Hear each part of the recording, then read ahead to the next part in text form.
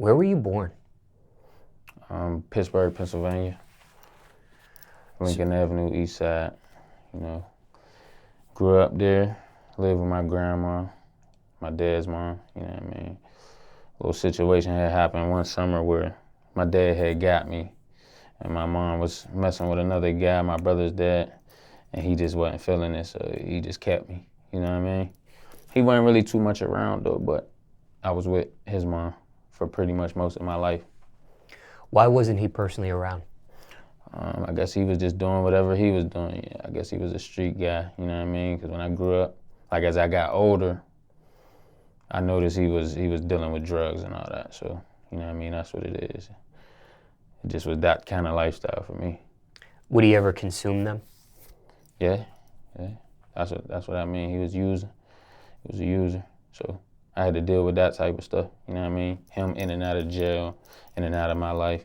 I don't think it really affected me in a bad way. I think it kind of molded who I am today because, like, I'm a man. You know what I mean? I ain't just out here playing around. What kind of terms are you and your father at these days? Me and him good. Like I don't hold no grudges. That's my man's, and I know for a fact if I call him and say we got to do this and that, he coming. He gonna make sure he come for me. You know what I mean? He good now. He ain't been messing around, at least as far as I know. You know what I mean? He nice and healthy. He went to the rehab program. He good right now. What drug was it on when he was on it? Pretty tough. Cocaine.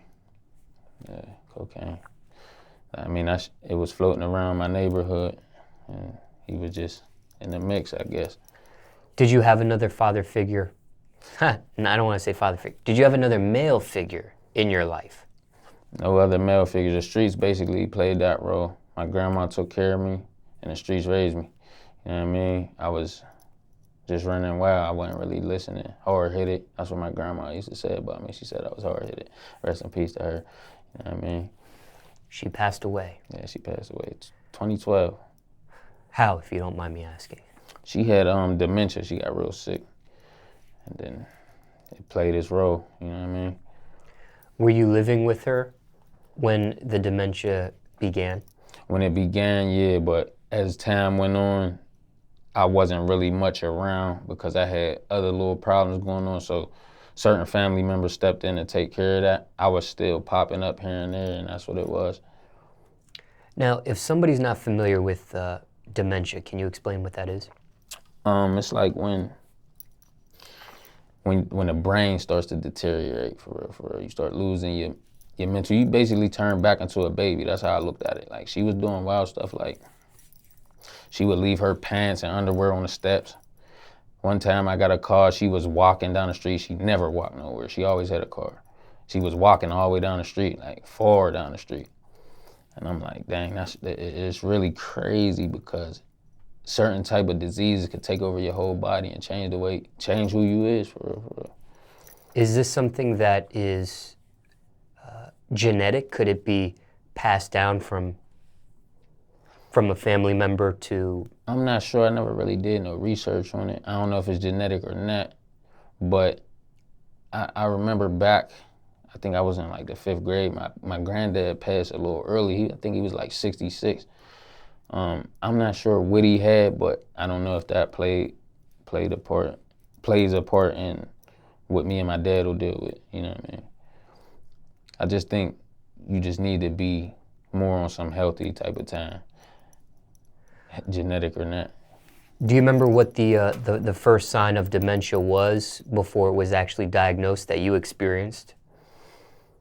The first thing, and I think it was caught late, but I think the first thing I noticed was what I just said, the pants being on the floor, being in the sink, you know what I'm saying, fecal material in the underwear and all that. So it's just like, what's going on? I don't even know at this point. It's just certain stuff happening. I don't even know what's going on until she got rushed to the hospital one day and they said what they said, and she only had but so long to live.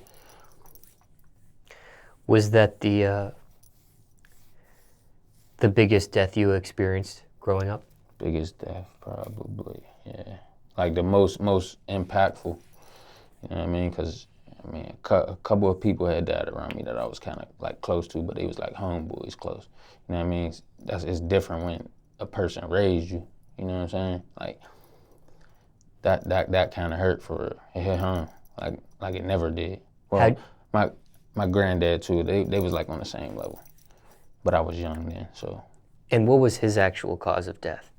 I'm not even really sure. I don't know how he died. I was so young. I never even asked no questions. Both of them, had they seen the music side of things in your life? Didn't get a chance to. Neither one of them, I got 2 kids, neither one of them my grandma, she got to see my daughter when she was real young, but she already got diagnosed with the disease, so she probably don't even remember. Have you made a song about either of the two? My kids? No, not your kids. My grand. Yeah. I just say little brief things. Never about my granddad. I don't think. I'm pretty sure I didn't. But about her, I say brief things about her. Not a whole song, but I say brief things. Like my lifestyle was kind of crazy for real. Do you reside in Pittsburgh today? Yeah. Like the outskirts a little bit. You know what I mean, like a little borough. Cause in 2017 I purchased a house, renovated. You know what I mean? Came with 2 properties, so I renovated one and I'm working on the other one right now while I live in one. The one you renovated, that's the one you're living in? Yeah. I see. Yeah, I'm living in there. I had put cause my girl, she's an interior designer, so I put her office downstairs. So the whole downstairs, that's her office, and then upstairs I got my own studio. You know what I mean? But we're living in there right now while we fix up the main house. And once we fix up the main house, it'll be strictly for business. Ah.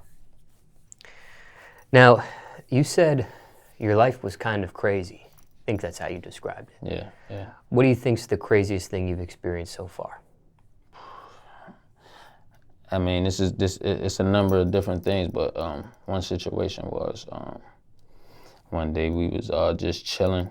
Me, couple homeboys, couple females at my grandma's house. And I'm pretty sure she was sick around this time because she ain't make no peeps about it or nothing. But my homeboy went outside to my truck to get a CD. He ain't make it back. Some people pulled up. They shot him up, killed him. I ran outside. He was just in my truck dead. You know what I mean? And you know how that story play out. It was a crazy situation for me. You know what I mean? Just to see my homeboy like that. You know what I mean? I had people die around me, but I never seen one of my homeboys really get and be right there present when this shit happened. You know what I mean? I done seen other people get killed, but they weren't my homeboy. Did you try to resuscitate him? Did you try to? I ain't want to move him. I just went back in the crib, and I think the neighbors had called the police, so they came. I guess they was trying to save him, but what I had heard was moving him wasn't the best thing to do. They probably could have saved him, but I'm not really sure. I ain't no medical person or nothing like that. You've seen people killed? Yeah, right in front of me. I literally had somebody's blood all over me because they was that close to me. You know what I mean? What does that do to you mentally? Mentally, I think it just made me more cautious, you know what I mean, and not being stupid. Like, when you young, you be stupid. You just do whatever you think, whatever comes to mind, you don't even think about it. You know what I mean? I think it just made me smarter in the way I move. It didn't really affect me like how you think it would affect people, you know what I mean, when people see that type of thing. You know what I mean? To me, it was just a situation that happened that I probably thought was normal, you know what I mean?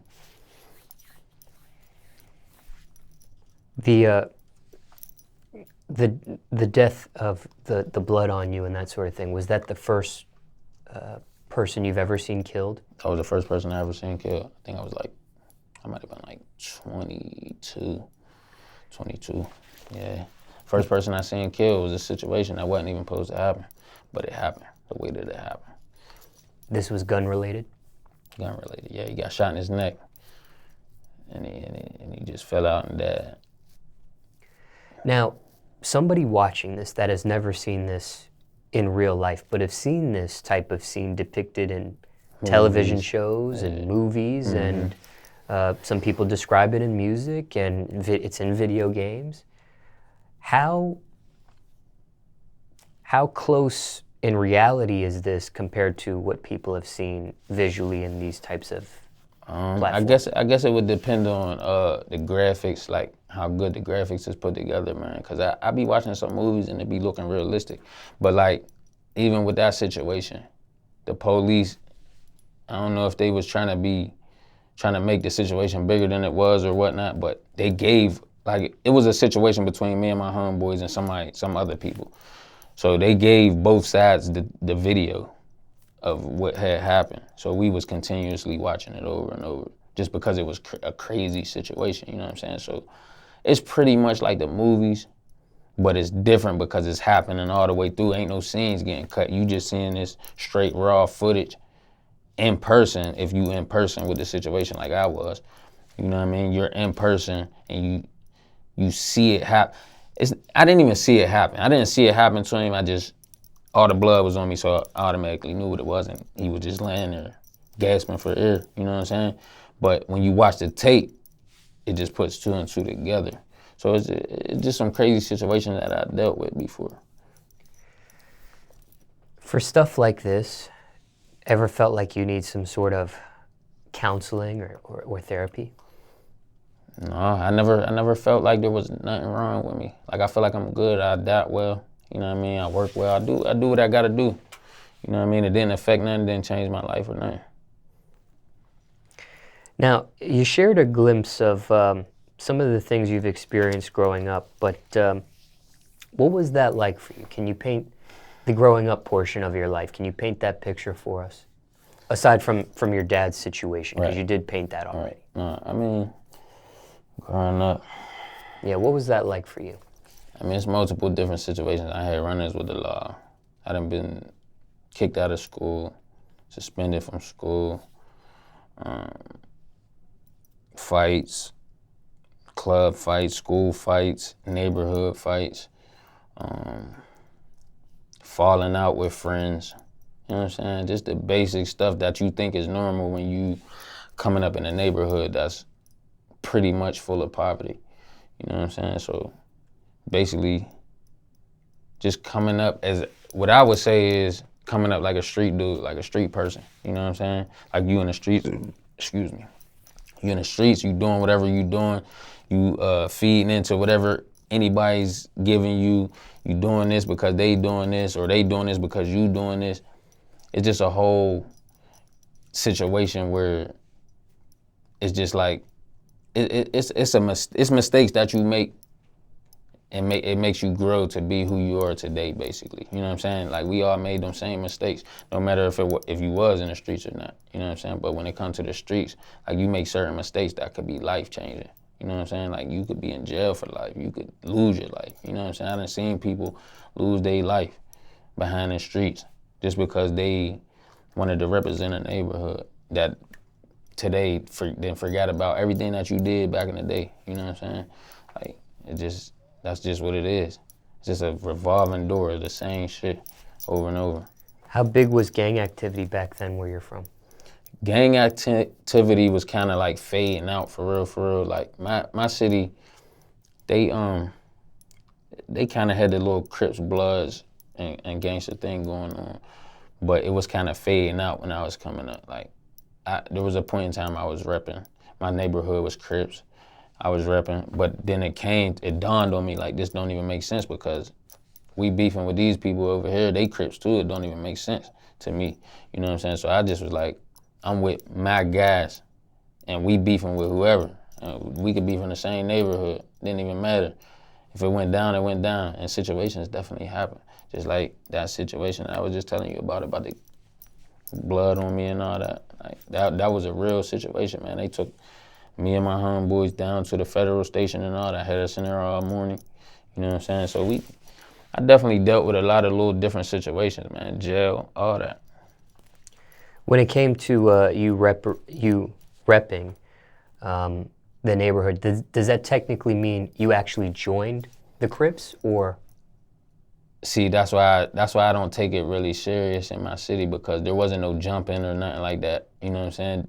They just rocked with me. You know what I'm saying? So that's just what it was.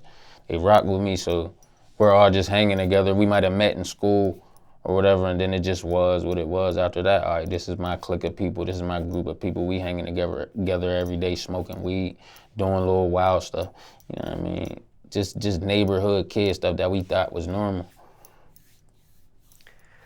Now, you did grow up in poverty. Yeah. Was there a point when your family moves up higher financially in class from that class? Do they ever move up to lower middle class, upper middle class at some point in your life, or no?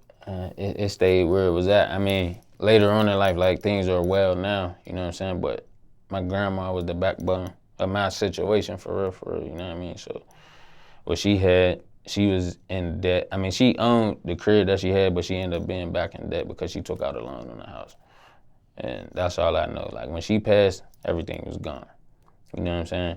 And in the mix of all that, like, with the crib that I lived in, I was going to buy it back, but in the mix of all that, I was buying a crib that I was telling you that I bought in 2017, and I was renovating. So somebody came and bought it already. But eventually, I'm trying to go back and buy it back. You know what I'm saying? Now, what did that teach you? What did growing up in poverty and that financial class, what did you learn from that? What did you take away from that hindsight 2020? All right, so today, I would have to say, taken from that, from living in poverty, not actually being in it, but I know credit is a big thing right now. Like, in life, period, in general, nobody never taught us that back in the day in the neighborhood. Nobody never said nothing about that. Credit is a big thing, like, and I'm playing with my credit now, trying to build it up, get it right, you know what I mean? So I could do things that I need to do to make this financial thing a more lucrative situation. You know what I'm saying? For my family coming up under me, like my 2 kids, you know what I'm saying? They mom, my mom, like, my mom is good right now, you know what I mean? She got her own little business, home health aid. She's doing real well. She just bought a house. So that's doing well. So, like, as of today, everything's taking 8 steps up. You know what I mean? Somebody watching this, and circumstances could be different for everybody, but somebody watching this, maybe they're growing up in poverty too. Mm-hmm. Anything you would say to someone watching this, experiencing that? I would have to say, you got to pick what you want to do. Make sure you like it. Make sure you're passionate about it. And when you start to do it, don't let nobody knock you off track. Don't let nobody tell you can't, because you can. We all human beings. If you look at another person that's very successful, they was once a kid. They was once in the same position that we all be in. You know what I mean? When we're kids, we don't own houses. We don't have cars. We don't have money.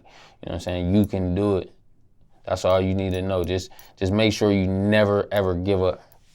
That's the number one thing. Never give up. And never let nobody knock you off your square. Now, it sounds like you were in the streets early in your life. 13, How young? 13, yeah, 13. 13 years old, I was running around carrying pistols, stuff like that. 15, selling weed, stealing weed off my dad, selling it. You know what I'm saying? It's just a whole bunch of steps that don't come in no specific order. It just comes however it comes, and you got to deal with it however you deal with it. You know what I'm saying? Situations with people going to jail, you going to jail with other people, these people's telling, or whatever you might deal with. You know what I'm saying? It's always something different. Life going to throw you something that you might not can't handle. Some people couldn't walk in my shoes. You know what I'm saying? Like, I really seen a lot. I seen a lot, like, crazy, wild things, wild situations, man. Like, even experiencing miracles with jail shit. Like, you thinking you gonna go to jail for a certain amount of time, and somehow your lawyer get you off. You know what I'm saying? Whatever the case may be, whether it's the money, whatever. I done dealt with those type of situations. Your dad ever catch you stealing his weed? I don't know. He never caught me red-handed, but I think he knew. You know what I'm saying? He definitely knew, because one day I was coming out the building, and he was right there coming out the store, and he just seen me. He ain't say nothing though. You know what I'm saying? I just kept it moving. There wasn't really no respect, because he wasn't really around to teach me that, you know what I'm saying? So it just was what it was. I love him to death. I love him to death. Like some people hold that grudge against their dad. I don't do that. I fuck with my dad all the way, the long way. Like if that motherfucker call me right now and say, I need A, B, C, or D, I'ma do it. Why don't you carry the grudge like some others do? I think that's, I think it's unhealthy.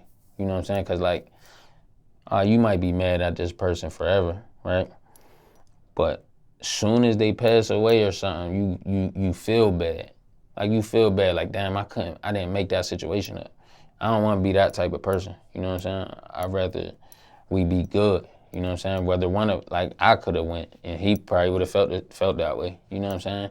I could've went before him and that shit probably would've hurt him, you know what I'm saying? I'd rather have a relationship with my parents, you know what I'm saying? When you get into street activity, and it sounds like you started with carrying guns and things of that nature, Yeah. Is it just curiosity for you, or is it somebody put you onto it? I mean, just being around the people that I was around, it wasn't really no curiosity. I just thought it was a way of life. You know what I'm saying? So like, you coming outside every day, you seeing this type of stuff, and you just automatically think that's the way your life is supposed to go. No matter what nobody's telling you, like school and all that.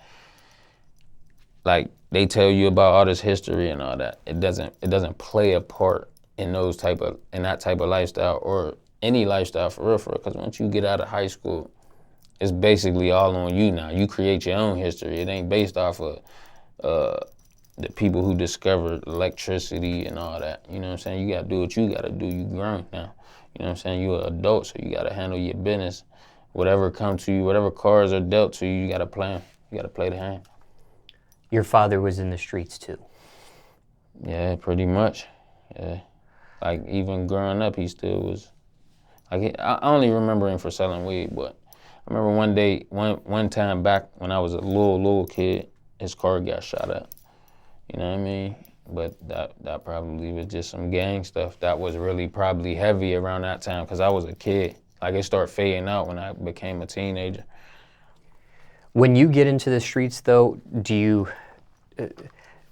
know your father's also in the streets as well, or maybe when you get a little bit more into the streets and you grow up and you get older, you figure out, oh, he's in there too? So I knew he was in the streets before I really started being in the streets. You know what I'm saying? I started getting in the streets at about 13. I probably started finding out a little bit before that. Yeah, a little bit before that. Just knowing, like not really saying nothing, but just knowing, you know what I'm saying? Like when you're a kid, people might think you dumb, but you're not. Like my kids, they only 6 and 4 and they smart as shit. So I know, like me knowing that, I just knew he was in the streets, you know what I'm saying? Like just putting it together as I got older and being in the streets, you know what I'm saying? Obviously, it comes to a point where he finds out you're in the streets too. Yeah. Because he's also in the streets and now his son here is in the streets, does he point you in a different direction? Does he? He tried, but he didn't really do a good job. Like he would try to change the direction of the situation, but it never would really work because he wasn't around for a long enough period of time to really keep me on a straight and narrow path. Whether he was doing whatever he was doing or not, he probably could have steered me right regardless, you know what I'm saying? But he just couldn't do that because he wasn't around. Like he would do shit like, you can't hang with them. You gotta hang with your brother and sister. You know what I'm saying? Doing stuff like that. I just wasn't listening though. Like hard-headed. Like my grandma used to call me that all the time. Hard-headed. You think there's any guilt on his end for you falling into the streets at one point in your life? I don't know if he really thinks about it, but maybe he does. You know what I'm saying? Because there's a lot of stuff we don't know go through people's minds. You know what I mean? So he probably do think about that, but I'm not really sure. I mean, it's possibility, big possibility. It's not something that was ever talked about. No, I really ain't. I never really talked about too much with my dad for real, except for like the times we was like intertwined while I was in the streets. He would tell me about certain little situations he had. You know what I'm saying? Like dealing with people, fighting people, going through this, going through that. You know what I mean? If your father's in the streets and you're in the streets as his son, did he fail at being a father? I would say so.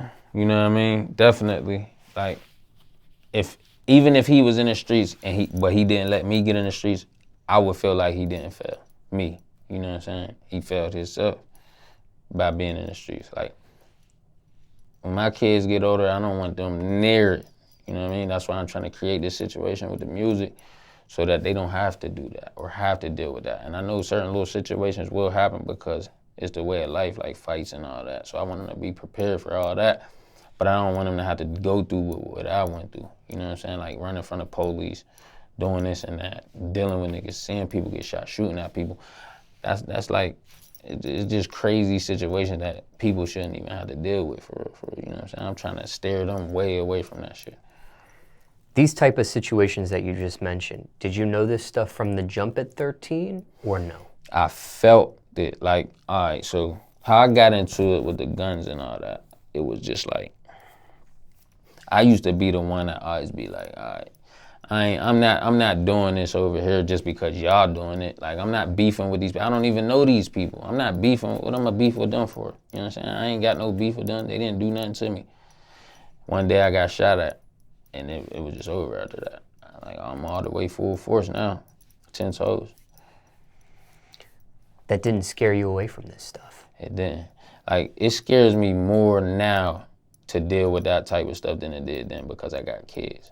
Like, I want my kids to grow up with me around, you know what I'm saying? So it terrifies me to be away from them, like for them to not have me. It's not even so much me dealing with them situations, it's just them having to go through life without their dad, you know what I'm saying? Because I know how that is. Even though my dad he's alive, he still wasn't around. Like, I'm in my kids' life. I take them to school every day, pick them up from school, you know what I'm saying? So I want that to continue on. With incarceration, which is something that you mentioned, was that something you experienced as just a juvenile or adult stuff as well? Adult too. When I was 16, which was the first time I got arrested, I got arrested for a home invasion. So they didn't take us to the juvenile detention center. They took us to the big boy shit. So the first time I ever went to jail as a teen, I was in the Allegheny County jail. You know what I'm saying? That's in Pittsburgh, Pennsylvania. So I was in there, dealt with that. I cried about it. I'm gonna keep it funky. You know what I'm saying? I was a kid. I ain't know what that shit was gonna be like. I was in there for like a week, got out. I think I got on probation for the shit. The person I was with, I guess he had some prior shit going on, so he got sent away for a little bit. And then after that, I mean, probably like 2-3 years later, I get locked up again. You know what I'm saying? But I ain't never do no stretch for real. Praise the Lord, you know what I'm saying? I ain't never do no real stretch. So I'm blessed for that, you know what I mean? But I've definitely been in situations where I could have did a stretch if I didn't have no lawyer money, you know what I'm saying? And some cases you were able to beat? Beat? Yeah. One Some case, charges, I guess, you were able to beat? yeah, certain little charges got dropped, but like certain situations I had to plea out because I didn't have a chance. You know what I'm saying? So I took the little time that they gave me, which wasn't jail time. It was probation. I had 2 gun charges that had got merged together. So I was supposed to do 7 years, but they ran consecutive. So I only did 4 total, but it was on 2 different probations. You know what I'm saying? And then the case that I did beat was like my last criminal case for real, where I had ran from the police. I ran in somebody's house that I knew and locked the door on them. And then they got me out, they took me down, they took me to jail. And they tried to put a burglary charge on me, but the people wasn't coming to court, so they ended up throwing it out, which I was cool with, like, cause I sat down there for like 2.5 months, you know what I'm saying? Then they finally let me out, and I'm here now. When it came to the street side of things, did you have an exit strategy for it? Never thought about it because I mean, people always used to be like you used to always hear get in, get out, whatever the case may be. But you never really knew because nobody never really taught you. They just was saying it like it was something cool to say. Never really had no exit strategy because nobody beated it in my head. Did you experiencing incarceration, not doing no stretch, but even those instances, the near-death experiences, did this steer you away from the streets?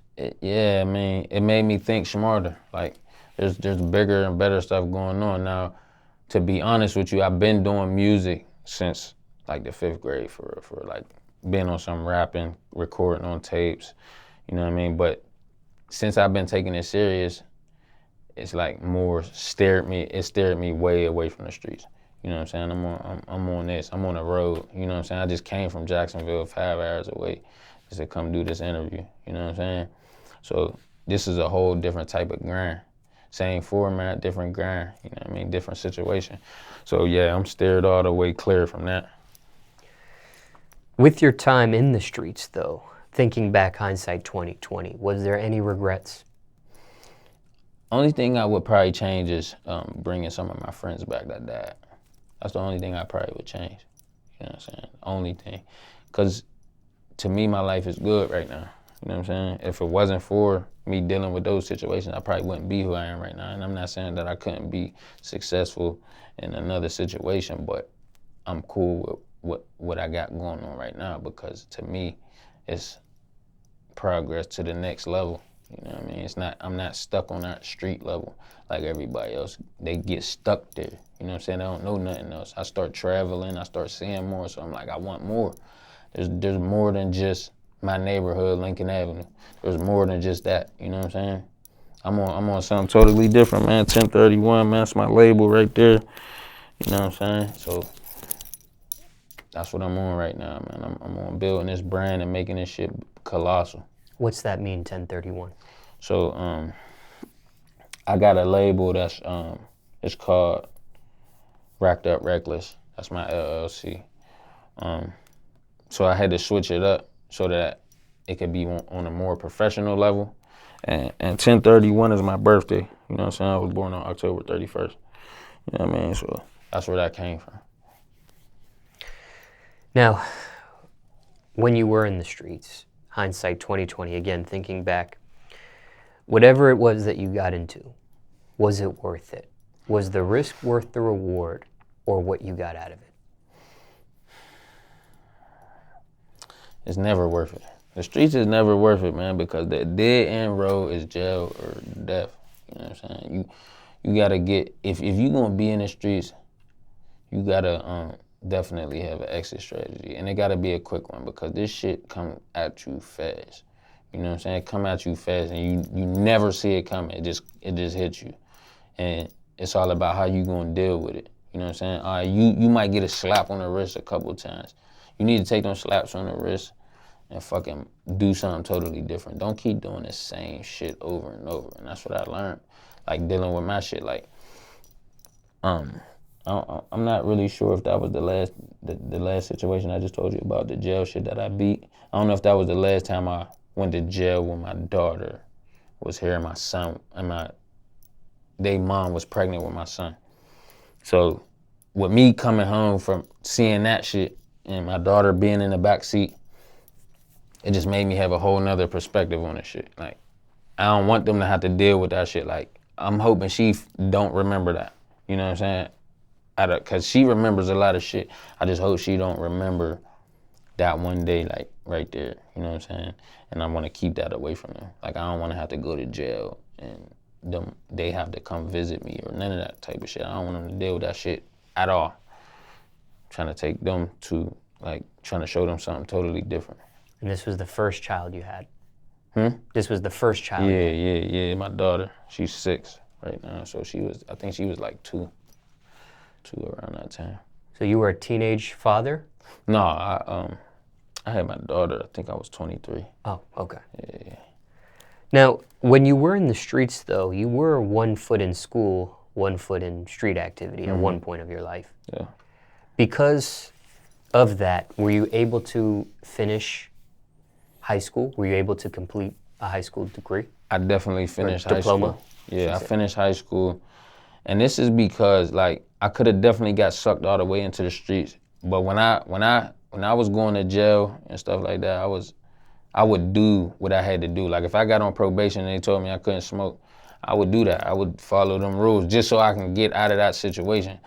Cause I seen people like they would run from their house arrest and be smoking weed, getting dirty pisses, going back to jail. And that shit don't lead you nowhere. So I wanted to play the game. You know what I'm saying? If I got in that situation, I played the game and I played it right.